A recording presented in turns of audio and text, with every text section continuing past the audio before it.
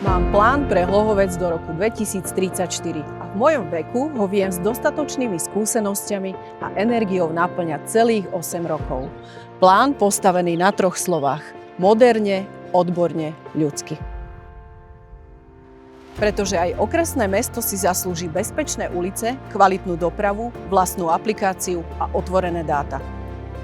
Pretože riadiť okresné mesto s rozpočtom pre takmer 20 000 obyvateľov si zaslúži profesionalitu, pretože každé euro má byť vidieť a každý projekt sa musí dotiahnuť do konca.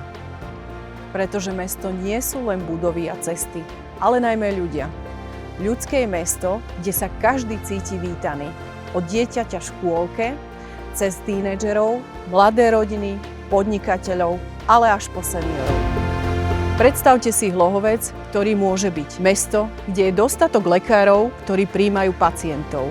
Mesto, kde doprava nekolabuje tak, ako dnes. Mesto, kde sa stretávame na námestí na káve, trhu alebo koncerte. Mesto, ktoré má moderný dom kultúry. Mesto, ktoré žije na oboch brehoch Váhu. Mesto, ktoré žije kultúrou na námestí, na zámku, v dome kultúry, v komunitách, v Šulekove. Mesto, ktoré má naozaj kvalitu okresného mesta. To nie je sen, to je plán. Nekandidujem sama. Kandidujem s tímom ľudí, ktorí v Hlohovci žijú, pracujú a roky robia veci, ktoré majú zmysel. Konkrétnu víziu, aj konkrétne mená vám predstavím postupne.